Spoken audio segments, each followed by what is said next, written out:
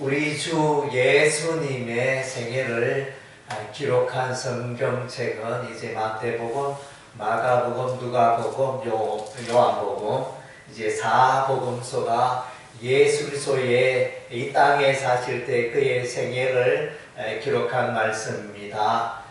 마태복음은 특별히 예수님에 대해서 왕으로 오신 예수님을 이제 드러내고 있고, 마가복음은 예수께서 이제 종으로 오심을 이제 기록하고 있고, 그리고 이제 누가복음은 예수께서 인자로 사람으로 이렇게 오신 사람의 모습을 예수 그리스도의 사람 되심을 드러내는 성경이 누가복음이고, 그 다음 때 요한복음은 예수께서 하나님의 아들이심을 드러내는 성경이 요한복음입니다. 그래서 이제 요한복음을 우리가 읽게 되면 예수 그리스도의 신성으로 가득 차 있습니다.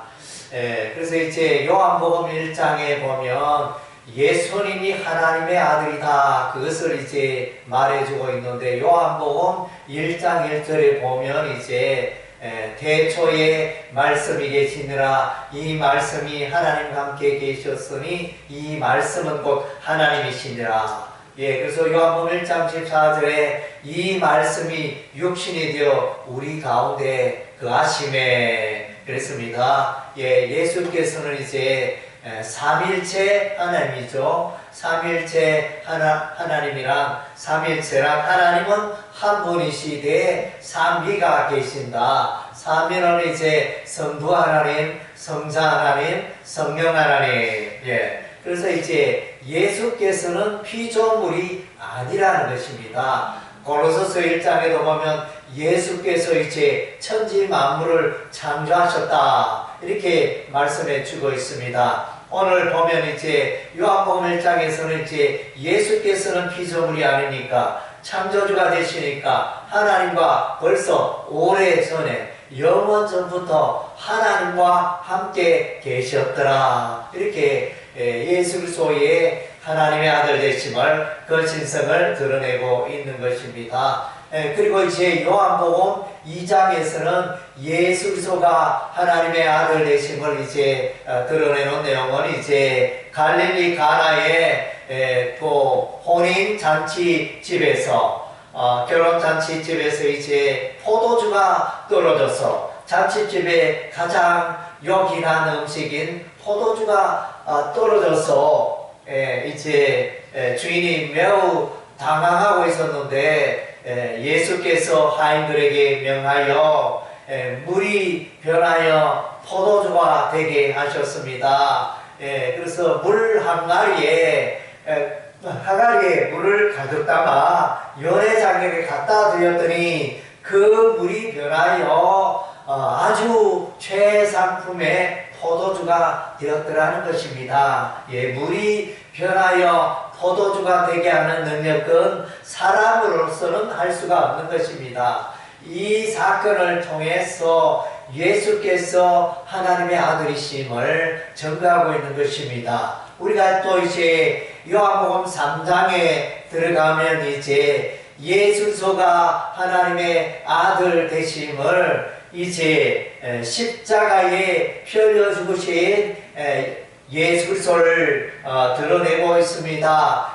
십자가의 예수를 말하면서 민수기서를 인용하고 있습니다. 민수기서 21장에 보니까 이스라엘 백성들이 하나님을 향하여 원망 불평하고 모세를 원망 불평하고 그리하였을 때 우리 하나님 불뱀을 변해요. 많은 사람들이 그 뱀에 물려서 죽어가는 그런 상황이 발생했습니다. 그래서 모세가 하나님께 기도하였더니 우리 하나님께서 모세에게 장대 위에 불뱀을 만들어 달라, 그 불뱀을 쳐다보는 자는 다 살리라, 우리 하나님 그렇게 말씀하셔서 모세가 막대 위에 놋뱀을 만들어 달게 되어집니다. 그래서 그 불뱀에 물려서, 놋뱀에 물려서 죽어가던 자들이 장대 위에 놋뱀을 바라보았더니 다 살아났더라. 할렐루야. 예, 이것이 이제 예술소의 십자가의 사건을 예표하는 사건이 되어집니다. 예, 그래서 요한복음 3장 16절에 하나님이 세상을 이처럼 사랑하사 독생자를 주셨으니 이는 저를 믿는 자마다 멸망치 않고 영생을 얻게 하려 하심이니라. 예, 그래서 하나님의 아들 예수를 믿으면 멸망치 않고 영생을 얻는다. 예, 그것을 말해주고 있습니다. 그래서 이제 예수 그리스도의 십자가를 믿는 자는 영생을 얻고 예, 하나님의 백성이 됨을 말해주고 있습니다. 그래서 이제 예수님은 이제 영생을 주시는 분으로, 예, 영원한 생명을 선물로 주시는 분으로 그렇게 요한복음 3장은 소개되어져 있습니다. 예, 하나님의 아들 예수님 십자가 예수를 믿으면 믿는 자에게 우리 하나님이 영생, 영원한 생명을 선물로 주신다. 이렇게 약속하고 있습니다. 사람은 연약합니다. 사람은 다 때가 되면 이 세상을 떠나게 되고 무덤 속으로 들어가게 되어집니다. 그러나 우리 주 예수님은 그러한 자들에게 생명을 주시고 영생을 주시는 하나님의 아들이신 것입니다. 예, 그리고 이제 요한복음 4장에 가면 예수께서 하나님의 아들 되심의 그 사건을 이제 사마리아 여인과의 그물가의 대화를 통하여 이제 우리에게 교훈하십니다. 그래서 이제 예수께서 행로에 권하여 우물에 앉아 계셨을 때 마침 사마리아 여인이 이제 정오 한낮에 이제 물을 기르러 온 여인이 있었는데 그 여인에게 여인이여 나에게 물을 좀 주시오 이렇게 예수님이 부탁하게 되어지고 그래서 이 여인과의 대화가 이루어지게 됩니다. 그래서 이제 예수님 말씀하십니다. 이 우물물의 물을 마시는 자마다 다시 목마르게 되지만은 내가 주는 물을 먹는 자는 영원히 목마르지 아니하리라. 영생수, 영원한 생명을 생명을 주시는 예수님, 하나님의 아들 예수님을 소개해 주고 있습니다. 예수 믿는 자는 영원히 살게 된다는 것입니다. 예, 사람은 그렇게 할 능력이 없습니다. 예수께서는 하나님의 아들이시기 때문에 그러한 일을 행하시는 것입니다.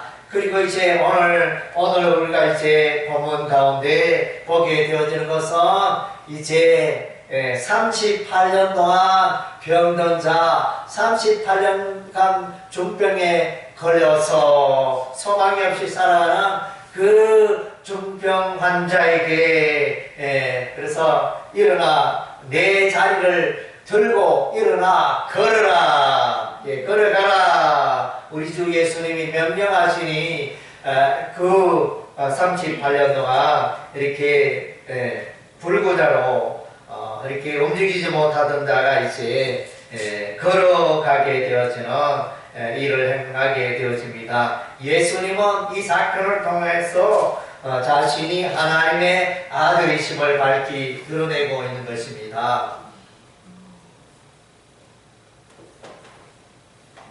오늘 이제 2절 말씀에 보면 베데 히브리 말로 그러니까 2절 예루살렘에 있는 양문 곁에 양문은 이제 예루살렘 성에 여러 문들이 있는데 그러니까 이 양문은 양의 출입이 많았다. 성전에 제물 양을 이끌고 갈 때 이 문을 통하여 많이 출입을 했기 때문에 양문이라 이렇게 이름하는 것입니다. 성전의 문 중에 또 많이 출입하게 되는 문을 마문이라 이렇게 부르기도 합니다. 그래서 이제 양문곁 히브리 말로 베데스다는 이제 자기의 집, 자기의 집 이론이라는 뜻이 있습니다.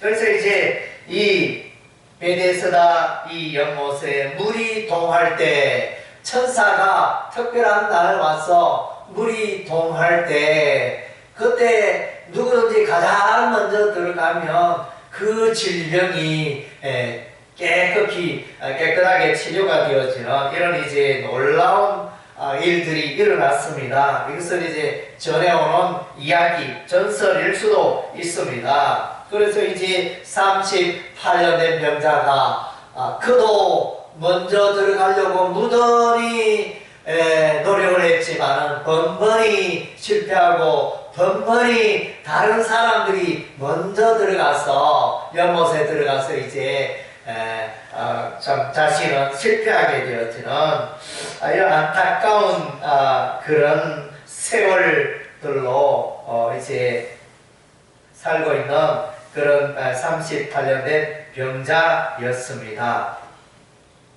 38년, 왜 38년이나 뭐 여기에 대해서 여러 가지 해석을 할 수 있겠지만은 이제 이스라엘 백성들이 출애굽하여 가나안 땅에 들어가기까지 38년 세월 동안, 물론 이제 광야 40년이지만은 이제 또 38년의 세월 동안, 38년은 이제 제1세대, 출애굽 제1세대가 38년간 광야에 머물렀고, 출애굽 제2세대, 광야에서 태어난 자들이 이제 약 38년 이후에 태어나서 가나안 땅에 들어가게 되어지는 이런 이제 모습이 나타나게 됩니다. 1세대와 2세대를 구분하는 것이 이제 38년 세월로 보여집니다. 그래서 또 다른, 그러니까 이 38년 중풍 이렇게 병든 자는 이 사람은 이제 이스라엘 백성들의 믿음 없고 연약하고 불순종하고 나아가는 그런 이제 이스라엘 백성들의 모습을 보여주고 있다는 것입니다. 예. 그리고 이제 또 다른 이제 한편으로는 이 38년 된 이 병자는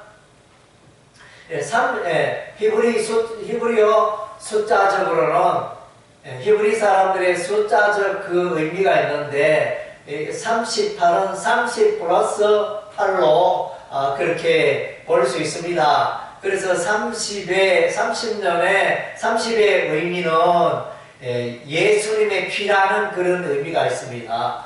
구원의 의미, 예수 그리스도의 피라는 의미가 30이라는 숫자에 담겨져 있습니다. 그리고 이제 8 역시 이제 구원의 의미가 담겨 있고, 이 8은 새로운 출발, 거듭남, 또 부활, 이것을 이제 의미하는 그런 숫자가 8이라는 의미입니다. 그렇다고 볼 때 이제 그래서 38년 된 병자는 오늘 이제 예수님을 만났고, 예수님을 만나 거듭나고, 예수님 만나 새 인생을 살게 되고, 예수님 만나 그의 질병이 고쳐지고 예수를 믿게 되어지는 그런 놀라운 역사가 일어난다는 것입니다. 그래서 이제 이 38이라는 것은 이제 예표적인 의미, 그래서 이제 이 환자가 이렇게 이 병자가 이제 예수 그리스도로 말미암아 구원받고 치유받고 새로운 삶을 살게 될 것이다. 그런 의미가 이제 38이라는 숫자에 담겨 있다고 볼 수 있는 것입니다. 그래서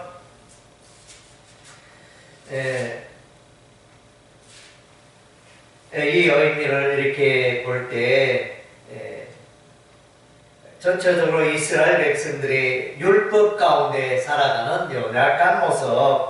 그래서 이제 율법은 제한적으로 이스라엘 백성들에게 도움을 주고 유익을 주지만은 궁극적으로는 구원에 이르게 할 수가 없는 것입니다. 그래서 이 율법의 역할은 뭐냐? 율법의 역할은 궁극적으로 그의 백성들 이제 예수님께로 인도하는 역할을 하는 것입니다. 그것이 이제 율법의 기능이요, 율법의 한계인 것입니다. 율법을 완벽하게 다 행하였다에 그가 구원받고 하나님의 백성이 되는 그런 조건이 아닌 것입니다.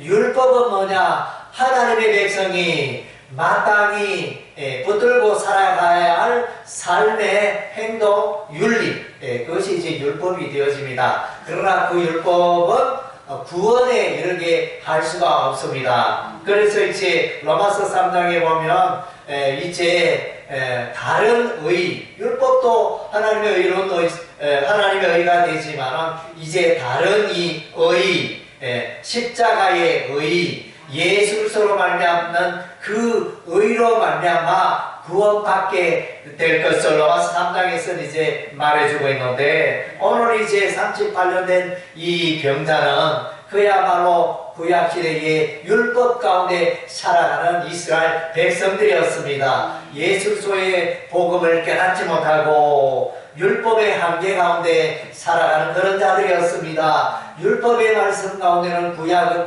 다 이제 구약의 내용은 신약의 그림자라고 했습니다.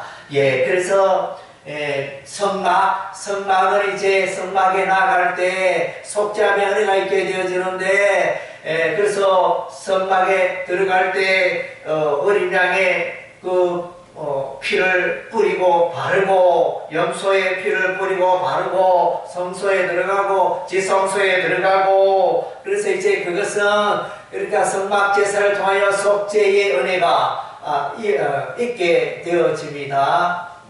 그래서 성경의 레위기에 보면 이제 5대 제사, 번제,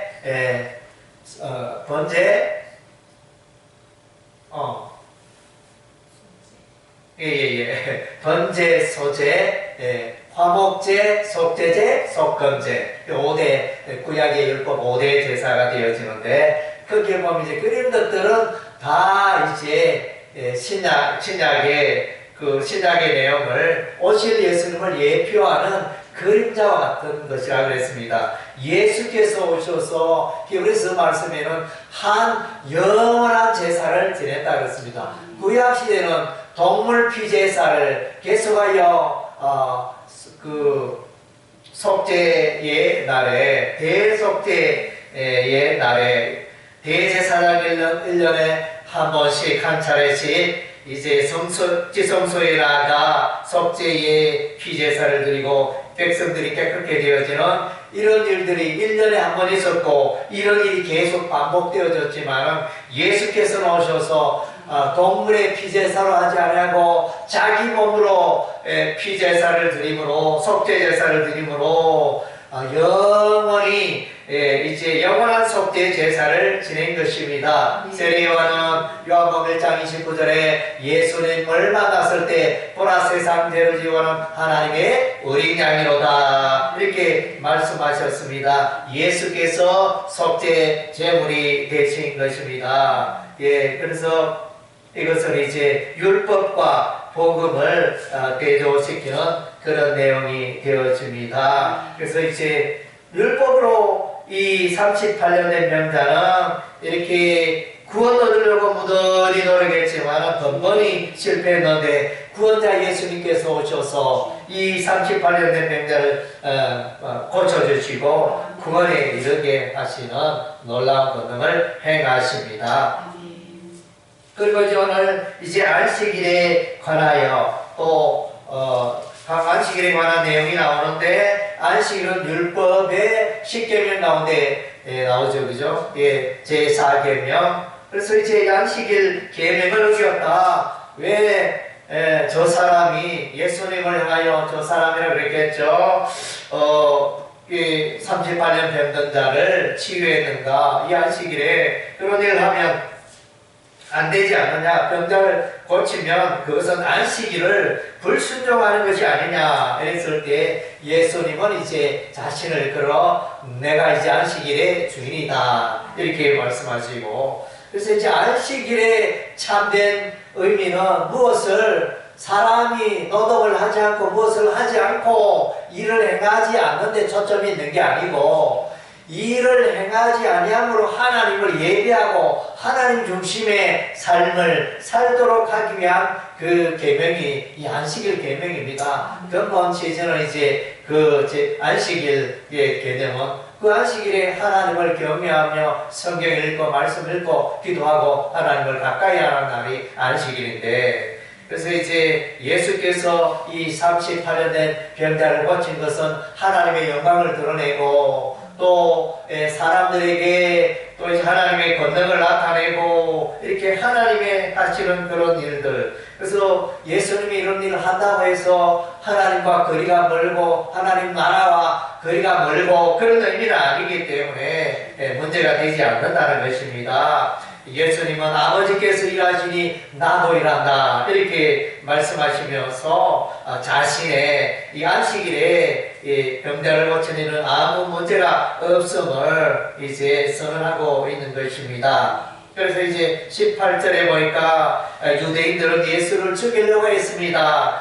두 가지 이유로 안식일을 범했다. 안식일에 38년 된 병자를 고쳤다.